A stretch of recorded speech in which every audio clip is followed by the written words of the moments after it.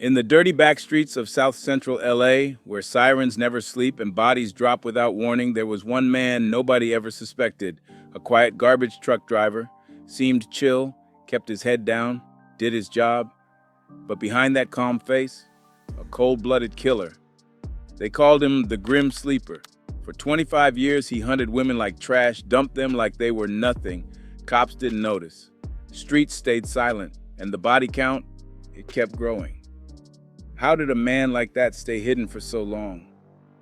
And did he finally pay for what he did? Or did the system fail again like it always does in the streets of LA?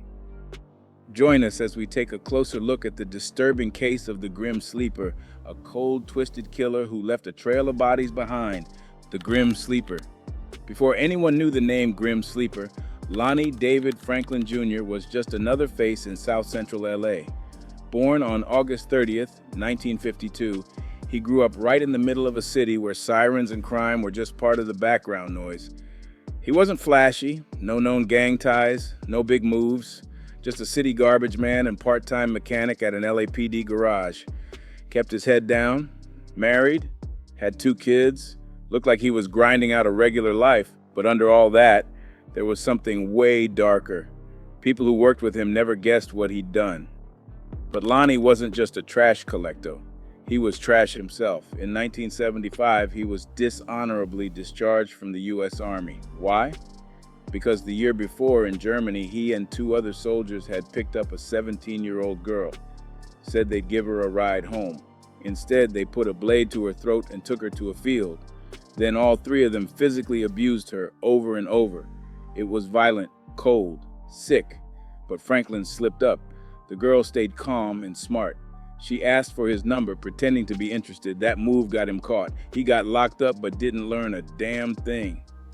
Years later, back on the streets of LA, Franklin still had that same evil in him. And just like back in Germany, he used charm and lies to pull women in. Most of them were black. Many were dealing with addiction, some involved in street work. They were struggling but human. Still, he treated them like garbage, just like the job he did by day. According to Deputy District Attorney Beth Silverman, I don't think anything was by chance. I think he went looking for them, and it sure looked like it. The way he operated was brutal. He'd lure women into his car, then either shoot them close range with a .25 cal pistol or strangle them. Then he'd dump their bodies like trash, sometimes under piles of garbage, sometimes in alleys, even dumpsters. The city was already on edge from the crack epidemic, and now women were being hunted like prey. He left their bodies exposed, decaying in the streets. Still, for years, no one caught him. He was too careful, too quiet, too normal looking. But inside, he was still taking sick photos, just like he did in Germany, of the women he violated. His killings went on for decades. Between 1985 and 2007, at least 10 women lost their lives, probably more. But what made Franklin even more terrifying was the so-called sleep. That gap in the murders between 1988 and 2002 earned him the nickname Grim Sleeper. Seemed like he took a break. But experts say that's unlikely. Forensic psychologist Joni Johnston made it clear. It's not common. Most serial killers don't stop on their own. So what really happened during those 14 years? Maybe he didn't stop. Maybe the bodies just weren't found. Or maybe the cops just didn't connect the dots, and that brings us to the real problem. How this man was able to keep killing in plain sight. Back in the 80s, bodies of black women were showing up all over South LA. Most were shot, strangled, or both. Cops started to suspect there was a serial killer out there. They called him the Southside Slayer. The cases were nasty.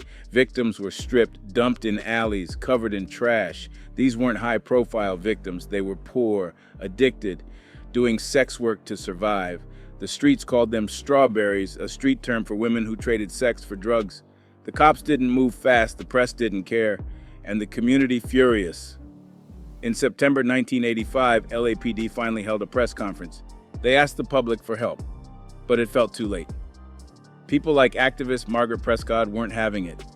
She and her group protested outside LAPD headquarters every week, pushing the department to take the murders seriously. She pointed out something real. When the Night Stalker, Richard Ramirez, was out killing women in rich neighborhoods, police were all over it. But now, with dead women piling up in South Central, crickets. Prescott called it straight. Racism, classism, and indifference. Her pressure worked. For a while, the city put together the Southside Slayer Task Force, bringing in more detectives. By early 1986, they had linked 15 murders. The case was growing. The heat was on.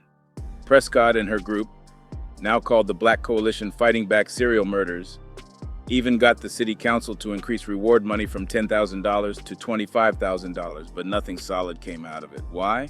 Because not all the killings matched. Different weapons, different styles, conflicting witness descriptions. It wasn't just one killer. Turns out there were multiple predators working the same streets at the same time.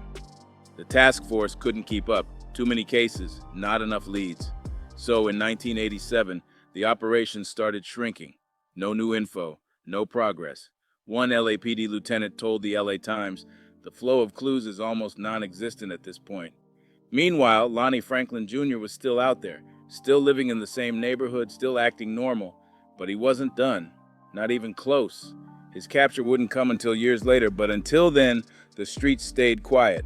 The women kept disappearing, and the garbage man kept hunting. The first known murder in the Grim Sleeper case was Sharon Dismuke. She was just 21, found dead on the floor of a men's bathroom in an old gas station on January 15, 1984. Nothing about it made the news for long. No one cared much. Another dead girl in the hood. But it was just the beginning. A few months later, in April 1985, Deborah Jackson was found. She was 29, worked as a cocktail waitress. Her body was rotting under a carpet in an alley near West Gage Avenue. Same area, same style, shot in the chest with a .25 caliber pistol. Another alley, another woman tossed like she didn't matter. 1 year later, the body of Henrietta Wright was found the same way. She was a cafeteria worker, a mother of five kids left behind. She was dumped in an alley, dead. Same caliber weapon, same cold execution. Franklin's victims kept adding up. Barbara Ware was next. She was 23. Then came Bernita Sparks, who worked as a school monitor. She was 26. Mary Lowe followed. Then Lacrica Jefferson, only 22. Inez Warren, and Alicia Monique Alexander. She was just 18 when they found her body behind a building near 43rd Place. She had vanished 6 days earlier. Her death was like the rest, brutal and silent. All of them were shot in the chest. All of them left out in the open, mostly in alleys. It was like the killer wanted to make sure the city saw them, but didn't care enough to act. Then came the one who got away, the one who lived to tell the story. Her name was Enietra Washington. She was 30, a mother of 2. On the night of November 19, 1988, she was walking to a friend's house. Then a car pulled up. It was an old orange Ford Pinto. The man inside looked neat. Early 30s, clean shirt, khakis. Looked like he worked a regular job. Nothing flashy. He offered her a ride. She said no, but he kept pushing. At one point, he snapped, "That's what's wrong with you black women. People can't be nice to you." Those words hit her. He made her feel guilty. So she changed her mind, got in the car. She would regret that decision for the rest of her life. As they drove, the man said he needed to stop at his uncle's house to pick up some money. He parked near an apartment and went to the front door, talked to someone. Came back 10 minutes later, but something had changed. He got quiet. Then strange. Started accusing her of cheating on him, calling her names. I thought he said Brenda, and I was like, "That is not my name," she later said in court. Then, out of nowhere, everything went silent. She looked down and realized she had been shot in the chest. The pain hit hard. She blacked out.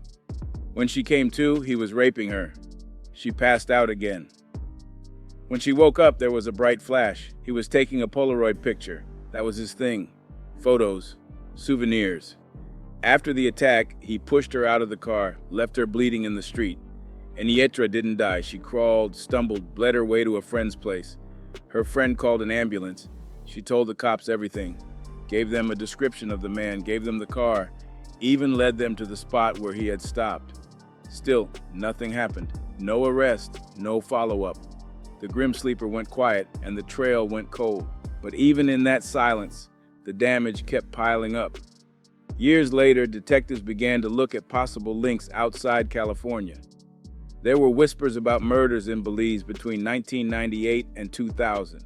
5 girls had been abducted, raped, and murdered in Belize City. One victim's aunt even said she saw Franklin there at the time. That wasn't all. The same van used in one of his LA killings somehow showed up in Belize. Franklin's wife, Sylvia Castillo, was from Belize. He had connections. The timeline of his so-called 14-year break matched those murders. It was all circumstantial, but too close to ignore. Still, Franklin was never charged in those cases. And then came May 16, 2010. A body was found on the 105 freeway near Garfield Avenue. Her name was Edwinta Hereford, just 19 years old. She had been pushed from a moving car, speeding eastbound, killed by the fall and blunt force trauma. Witnesses said they last saw her at Snappy's Liquor near Imperial Highway. That's in Westmont, right in the heart of Franklin's killing ground. It was close enough to raise eyebrows. Cops never confirmed the link, but they never ruled it out either.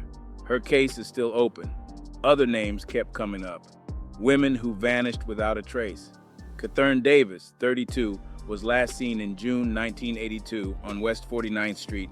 Rosalind Giles, 26, vanished in January 1991 from East 64th Street. Lisa Renee Knox, 28, was last seen in May 1993 near 22nd Street.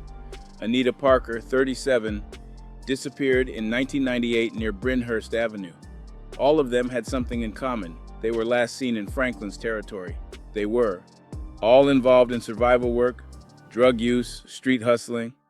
No one looked too hard when they went missing. It wasn't just Franklin hunting out there. In time, the truth came out. Multiple serial killers were operating in the same area. Louis Crane was behind at least 2 of the Southside Slayer killings. Michael Hughes, Daniel Lee Siebert, Chester Turner, and Ivan Hill each had at least one victim. On top of that, some murders were likely done by pimps or clients, not serials. It was chaos. Too many predators, not enough police pressure. The system was too slow, too broken. Then came more mess. In 1988, 3 women were murdered with a 9mm pistol. Judith Simpson, Cynthia Walker, and LaTanya Johnson. All shot, all killed during the same season Franklin was active. Cops arrested Sheriff's Detective Ricky Ross. They found him with a sex worker and drugs. His rusted-out 9mm Beretta was in the trunk. It matched the bullet type. Ross got charged, but later independent tests showed the weapon wasn't a match. Charges were dropped, and all 3 cases remain unsolved. Still, one trail stood out among all the chaos, a very specific one. Women shot in the chest, close range, with the same .25 caliber gun. It started with Deborah Jackson in 1985, then Henrietta Wright in 1986. By 1987, 7 women had been killed with the exact same gun. That was no accident, that was someone's personal tool. A killer's favorite weapon, that was Franklin. And 2 decades later, when his name finally came out, they called him the Grim Sleeper because of the gap in the timeline. But the truth? There was no real sleep. The city just stopped listening. And the women? They kept disappearing. Let's take a detailed look at the victims of the Grim Sleeper. While the full horror of Lonnie Franklin Jr. MS crimes came to light only after his arrest, behind the quiet face of a garbage man was a killer who targeted the most vulnerable.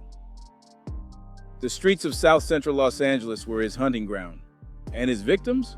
Mostly black women. Many were dealing with addiction or working the corners just to survive. But instead of help, they met death in the darkest way. Franklin didn't just kill. He stalked, lured, and ended lives, then left bodies to rot in alleys, dumpsters, and filthy corners of the city. Cops found them shot with a .25 caliber handgun, some strangled. Each one told a story. Each one was ignored until it was too late. And the trail he left behind was far longer than anyone imagined. Remember the 29-year-old Deborah Ronette Jackson? On August 10, 1985, she was shot 3 times in the chest and left in an alley near West Gage Avenue. But prosecutors believe his spree started even earlier. Sharon Alicia Dismuke, just 21, was found dead in South Park on January 15, 1984. At first, no one linked her to the others. Only after Franklin was caught did the dots start to connect. His signature was clear. Young black women killed close range, bodies dumped in cold alleys like yesterday's trash, and yet no alarms were raised. Then came more. Henrietta Wright, 35, found in August 1986. Her body was dumped under an old mattress near Vernon Avenue. She had been shot and possibly moved from another spot. 2 days later, Thomas Sylvester Steele was found dead. He was 36. Franklin was never charged with Steele's death, but suspicions ran high. Steele may have been a witness, or just someone who knew too much. Either way, the timing was no coincidence. January 1987 brought another name to the growing list, Barbara Bethune-Ware. She was 23. Her body was dumped in central Alameda. 4 months later, it was Bernita Sparks, just 26, tossed in a trash bin in Gramercy Park like she never mattered. Then came Mary Lowe. Same neighborhood, same ending, found in an alley, shot, discarded. By now, it was a pattern. Franklin was hunting with precision. He knew these neighborhoods. He knew who to target, and he knew no one was really looking. In January 1988, Lacrica Denise Jefferson was found dead at just 22. Later that year, 28-year-old Inez Warren was shot and found unconscious in an alley. She died shortly after. Her murder was only tied to Franklin after his arrest. Then came Alicia Monique Alexander, only 18, found dumped in Vermont Square in September 1988. Shot, abandoned. It didn't stop there. But Enietra Margette Washington changed the story. She was 30 when Franklin offered her a ride in November 1988. She got in, thinking it was just a favor. He drove her to a dark alley, pulled a gun, shot her, and left her bleeding. She survived. Barely. Her strength and memory would one day help bring Franklin down. But after Enietra, something strange happened. The killings appeared to stop. That's when the so-called sleep began. 14 long years. No confirmed victims. That gap earned him the nickname the Grim Sleeper. But many never believed he truly stopped. He kept so many pictures and trophies, psychologist Joni Johnston said. That shows how strong the urge was. Franklin didn't need to be active to be dangerous. He was always circling, always watching. LAPD Detective Darren Dupree said it flat. I don't think he stopped killing. And Deputy District Attorney Beth Silverman confirmed. Some of the evidence we presented was between those two periods. So what happened in those quiet years? Maybe bodies weren't found. Maybe they weren't linked. Maybe the system just didn't care enough to connect the dots. But by 2000, the killing trail started again. Georgia Mae Thomas, 43, was shot and killed in South Park in December of that year. Her case wasn't tied to Franklin until his trial, but she fit the pattern. Then came one of the saddest names on this list, Princess Cheyenne Berthomieu, just 15 years old, a child, strangled and beaten. Her body was found in shrubs in an alley in Inglewood in March 2002. She had gone missing in December 2001. Her story wasn't just a number. Her sister, Gerard, shared memories of a sweet, loving girl. Her death does not bring me closure, Gerard said. It brings me to my next chapter. Princess had escaped a horrible life. Abused as a toddler by her real father, she came into a new home with a family who cared. Her foster mother, Dolores Smart, used to say, "Send me your worst and I'll repair them." And she did. Princess had love, care, therapy, and a new life. But when Dolores died suddenly, everything fell apart. Princess was moved to a foster home in LA, far from the world she knew. She was a private schoolgirl, and they put her in the heart of the hood, Gerard said. She couldn't handle it. She ran away. Not long after, she ended up in Franklin's path. The killings rolled on. In July 2003, Valerie Louise McCorvey, 35, was found dead on Denker Avenue. Another alley, another bullet. Then came 18-year-old Ayala Jibo Zada Marshall. She was last seen at a medical clinic in February 2005. Her body has never been found, but her school ID was discovered in Franklin's garage. Then there was Rolania Adele Morris, 31. She vanished in September 2005. Her driver's license and explicit pictures were in the same garage stash. He didn't just kill, He kept photos, names, IDs, all trophies of lives he destroyed. And on New Year's Day 2007, the last known victim, Janisha Lavette Peters, just 25, found in Gramercy Park under a garbage bag, shot, dumped, forgotten, until investigators pieced it all together. Franklin's home was a house of horrors. When police searched it, they found guns, women's belongings, and hundreds, literally hundreds of photos of women. "We tried to identify as many as we could," said Silverman. "Some of those women were scared in the photos, some were unconscious, some were clearly being watched, some of them nobody has ever seen again." That evidence painted the real picture. This wasn't about 10 or 15 murders. This was a decades-long spree hidden behind the face of a man collecting a paycheck from the city. Psychologist Johnston saw it clearly. He became more violent. In the end, he wasn't just shooting them. He was strangling. He was escalating. Franklin's rage grew over time. He wasn't just dumping bodies. He was silencing voices. He died behind bars in 2020. Natural causes, heart problems, not justice, not enough. For Herard, Princess's sister, it wasn't an ending. "It seems so unfair. Why her? I couldn't have asked for a better sister ever." The names go on. The stories stretch across years, and still many of the women in those pictures remain unidentified. Some never got the chance to be heard, but they existed. They mattered. And on the same streets where Franklin drove a garbage truck, he also turned his car into a trap, a place where trust led to death. These women weren't just victims. They were part of this city. Their lives were stolen, but their stories won't be. The hood remembers. And the scars never healed. For more than 2 decades, Lonnie Franklin Jr. managed to slip in and out of South LA's streets like a ghost. Women were dying, bodies dumped, but cops had nothing. No name, no prints, just pain left behind. That all changed in the early 2000s when LAPD started taking another look at old unsolved cases. That's when they noticed something chilling. Princess Berthomieu, only 15, had been strangled and left in an alley in Inglewood in 2002. Then in 2003, Valerie McCorvey, a 35-year-old mom of 2, was found dead. And finally in 2007, Janisha Peters, just 25, was found in a dumpster on Southwestern Avenue. She had been shot in the back. That bullet didn't kill her right away. It paralyzed her from the waist down, but she didn't survive. So what was the link between these women? It was the same DNA, the same weapon, the same brutal pattern that went all the way back to the 1980s. But there was one problem. The killer's DNA wasn't in CODIS, the National DNA Database. Cops had nothing to match it with.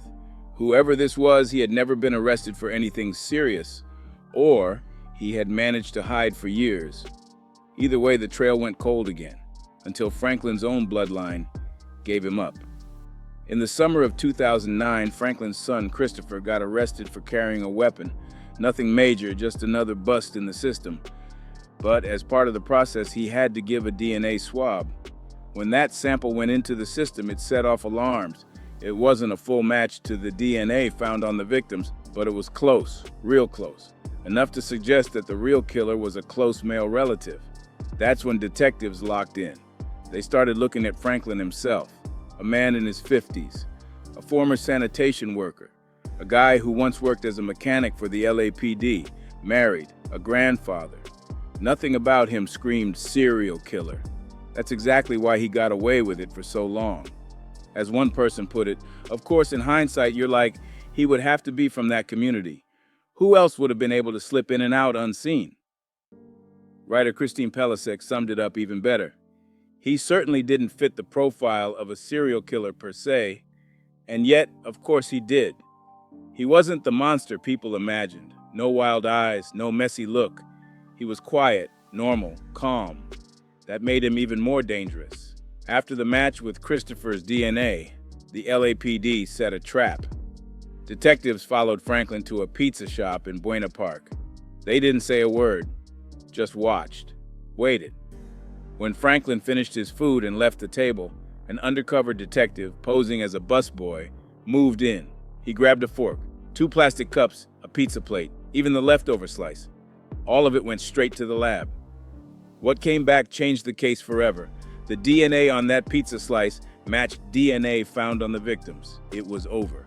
Franklin had left behind his own evidence, and now it was in police hands. That's when the search of his house began, and what they found inside was even worse than anyone expected.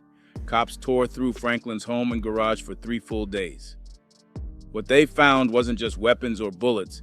They found trophies, necklaces, rings, earrings, watches, little things stolen from women who never made it home. Even worse, photographs. More than 500 pictures. Some women were naked. Some were being forced into sex acts. Some looked terrified. Others unconscious. These weren't just images. They were proof. Evidence of women who crossed paths with the grim sleeper and didn't survive. In one of Franklin's bedrooms, they found his gun, a small pocket pistol, an FIE Titan .25 caliber semi-auto. Later testing confirmed it was the same gun used to shoot Janicia Peters. It was his favorite weapon, small, easy to hide, deadly at close range. It had done damage for decades, but the items in his garage told an even deeper story. Detectives found a Polaroid picture of Nietra, Washington, the one woman who survived his attack back in 1988. She had testified at his trial, describing every moment of her nightmare.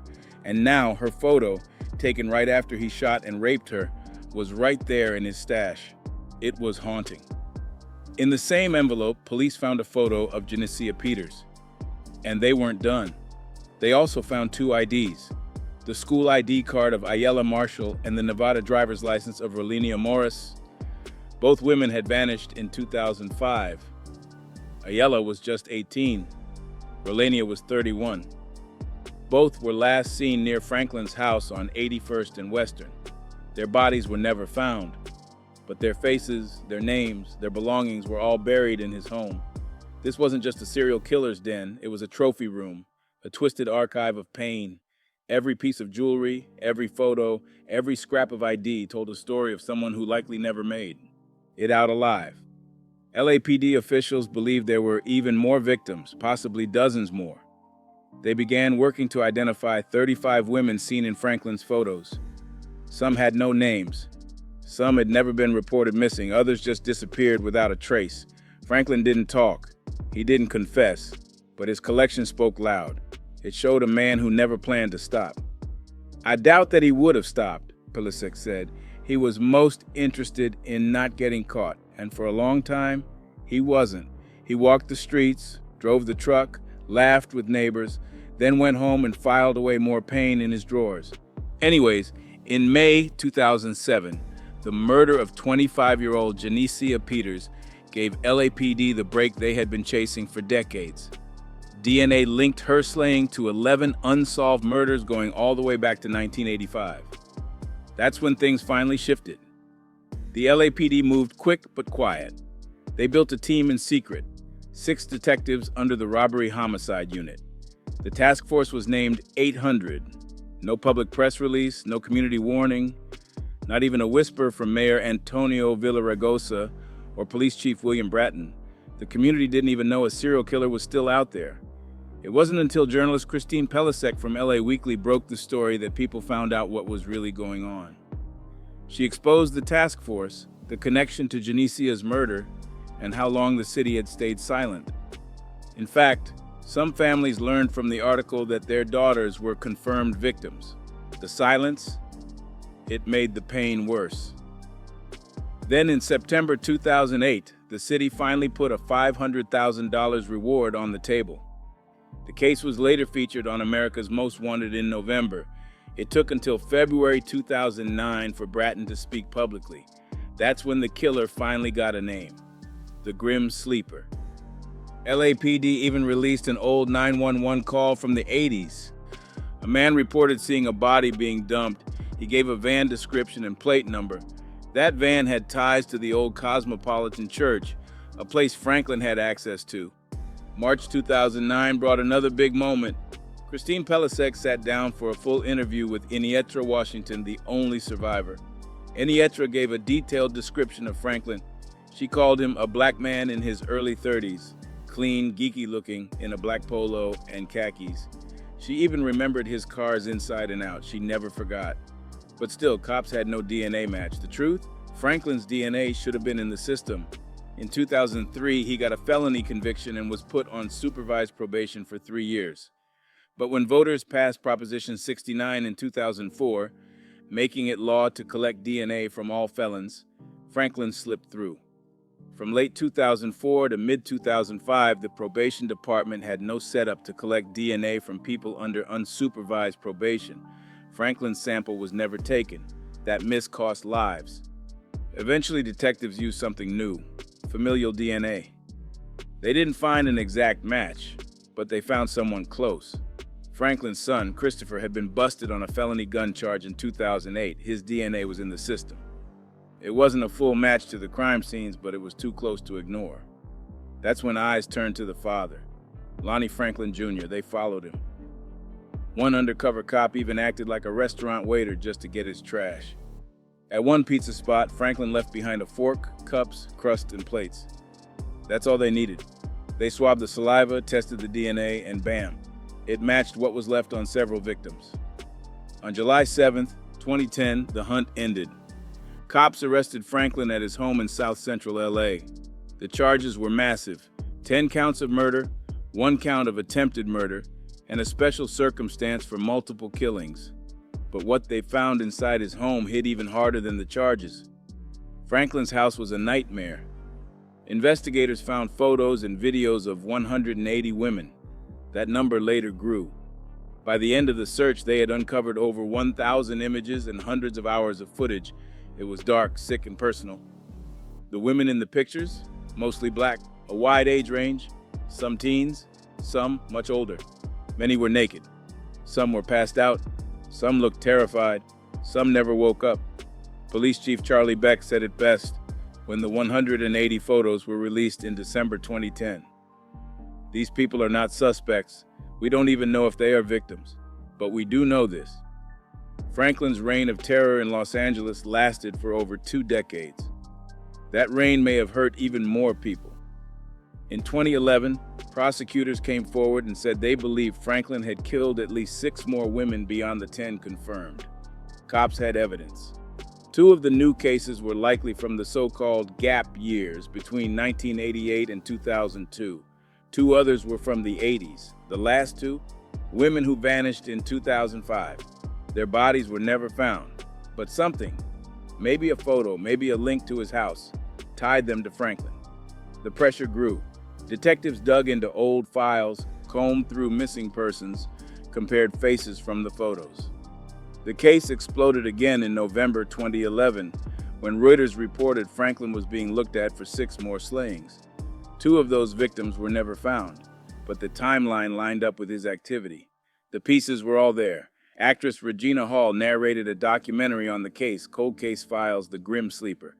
In her words, he hurt a lot of people in many ways. She said it best: he understood the times. He knew no one would look for that group of women.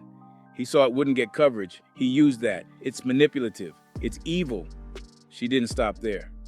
The true callousness of how he discarded and treated the victims, it was horrifying, she said. She imagined what it felt like to live in that community back then. It would have been terrifying.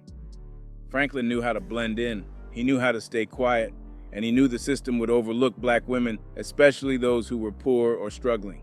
That was his cover, and it worked for 23 years. But the DNA, that never lies. That's what finally tore it all down. The aftermath of his arrest raised more questions than answers. Who were all the women in those photos? Were they alive? Were they victims? Were there even more we still don't know about? The investigation didn't end with his arrest. It kept going, digging deeper into a case that never should have gone unsolved for that long. Franklin had been living right in the heart of LA, hiding in plain sight, but now his secrets were out. By 2010, Lonnie Franklin Jr. was finally behind bars. The charges were heavy: 10 murders and 1 attempted murder, no bail. He was never charged for a suspected 11th victim, a black man, because no DNA could link Franklin to that death. But even with all that evidence, it still took time to get him in front of a jury. His trial didn't start until February 16, 2016, years after his arrest. Pre-trial hearings dragged on, discovery, delays. But when it finally opened, the courtroom was packed. The jury heard it all. victim after victim, case after case. The state called him a predator who hunted women he thought were not submissive enough. Deputy District Attorney Beth Silverman told the court, "These crimes were about power and control." She painted Franklin as a man who found pleasure in hurting women, in dumping their bodies like trash. "He definitely wanted to degrade these women," she said. "He got off on that too. That's why he did it over and over. It gave him gratification." Silverman didn't hold back. She told the jury Franklin wasn't just killing, he was getting something sick out of it. And his actions weren't random, they were planned, cold, repeated. Franklin's longtime friend Ray Davis even took the stand. His testimony shocked the courtroom. He said Franklin used to talk about women like they were jokes. He gave them names based on what their bodies looked like. He didn't smoke weed himself, but kept a stash just to give to women. These weren't just hookups, they were setups. By May 2nd, 2016, the trial was nearing the end. That's when closing arguments began. 2 days later, the jury started to deliberate. On May 5th, just a day and a half later, they came back with a decision. Franklin was guilty, all 10 counts of murder, 1 count of attempted murder. The jury didn't need long. The evidence spoke louder than words. The victims named in court were Deborah Jackson, Henrietta Wright, Mary Lowe, Bernita Sparks, Barbara Ware, LaCrika Jefferson, Monique Alexander, Princess Berthomieu, Valerie McCorvey, and Janicia Peters. Most were shot, some were strangled, all were left to die, forgotten by the streets, except for one, in Nietra, Washington. She survived, barely, and she faced Franklin in court, told the jury how he shot her, raped her, and then took a Polaroid while she faded in and out of consciousness. That picture was later found in his house, proof of the horror she lived through. But that wasn't all. Prosecutors brought in more evidence. They believed he also killed Sharon Dismuke, Rolenia Morris, Ayala Marshall, and Georgia Mae Thomas.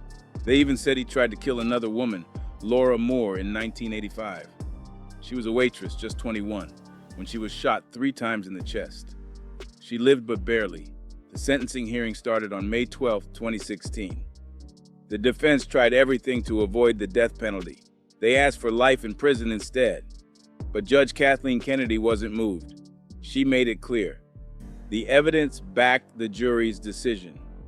At the end of the day, the issue for the court is whether the evidence supports the jury's verdict in this case, Kennedy said. "I find that the aggravating circumstances do so substantially outweigh the circumstances of mitigation as to warrant death." She agreed with the jury. Death was the right call. In the courtroom, victims' families got to speak. One by one, they stood up. Their voices cracked, their hands shook, but their words were strong. A sister looked at Franklin and said, "You sit there with a blank face since the whole trial, no remorse, no nothing, but today is our day." Another woman said, "She still talks to me in my dreams." She had lost her sister, her best friend, everything. "You are truly a piece of evil," said one woman, staring directly at Franklin. Another mother spoke through tears. "No one expects to bury their child," she said, "but that's what my husband and I had to do." These weren't just statements. They were the voices of pain that had waited decades to be heard. Franklin sat still. Short hair, glasses, no emotion, no apology, just silence as each family member faced him down. The courtroom was quiet except for the sound of grief. Generations broken, lives forever changed. That day in court didn't erase the pain, but it gave the families something they had been denied for years: truth, justice, and a voice in the room. You see, Franklin's crime stretched from 1984 to 2007. That gap in killings is what earned him the name Grim Sleeper. But as the evidence showed, he never really stopped. He was just getting smarter, playing the system, avoiding the spotlight, blending in. In May 2016, he was sentenced to death, but the hurt he left behind, no courtroom could ever undo that. At trial, prosecutor Beth Silverman reminded the jury of that moment. She also showed video from a police interrogation. Franklin didn't show shock or fear. He didn't even look worried. Instead, he laughed, called one woman fat, another butt ugly. His attitude showed no remorse, no shame, just cold disrespect for the lives he had taken. The evidence against him covered decades. From the crack-fueled chaos of the 1980s, when serial killers were working South LA like hunters on a block, to the more advanced world of DNA testing and cold case breakthroughs in the 2000s. Franklin's first known murders started around 1985. 7 women were linked by the same .25 caliber pistol. Then he disappeared, or so it seemed. In 2010, his DNA was matched using a new tool, familial DNA. It was his son's arrest that led them to Franklin. Once they found him, they started connecting all the pieces that had been missed for years. Later, during his sentencing hearing, prosecutors brought up even more victims. These women hadn't been confirmed by DNA or ballistics, but the task force believed they were his too. 3 of them, Sharon Dismuke, Inez Warren, and Georgia Mae Thompson, were added after his arrest, based on old reports going back to 1976. A 4th, Rolinia Morris, was tied to Franklin through items found in his garage. Her body was never found, but her ID was there. Prosecutors decided not to charge him for these 4, only because they didn't want to delay the trial further. But the jury had already made up its mind. On June 6, 2016, Franklin was sentenced to death. A month later, on August 10th, the court formally sentenced him count by count, naming each of the victims. Years later, on March 28, 2020, the grim sleeper finally died. He was found unresponsive in his cell at San Quentin State Prison. Medical staff tried to save him. He was declared dead at 7:43 p.m., no wounds, no marks, just gone. The official cause of death was not released. But one thing was clear: his chapter was over. Diana Ware, stepmother of victim Barbara Ware, gave her thoughts after his death. "I won't say I'm pleased he died," she said, "but in the end there was justice for all the bad things he did in his life. We can now be at peace." People who followed the case for years felt that peace too. Christine Pelisek, the journalist who helped expose the LAPD's secret task force, covered every twist of the story. She later wrote a book called The Grim Sleeper: The Lost Women of South Central. In the AJND documentary, Pelisek, along with Washington and families of the victims, shared everything they had been through. Pelisek remembered how Franklin kept trophies, photos, jewelry, IDs, how he laughed at victims in front of detectives, how calculated he had been. Regina Hall, who narrated the documentary, said, "He understood the times and he understood that people wouldn't look for that group of women. He understood it wouldn't get coverage." Hall added, "It was incredibly calculated. He was compelled to hurt people." She was struck by how Franklin discarded his victims. The true callousness of how he treated them was horrifying. She said, "I was just thinking about living in that community, what that would have felt like. It would have been terrifying." In court, it wasn't just Inyetra Washington who had the chance to speak. Victims' families were there too. Some cried, some shouted, some just stared him down. One woman said, "You sit there with a blank face since the whole trial. No remorse, no nothing. But today is our day." Another told the courtroom, "She still talks to me in my dreams. Her sister had been taken from her. A mother shared her pain. No one expects to bury their child.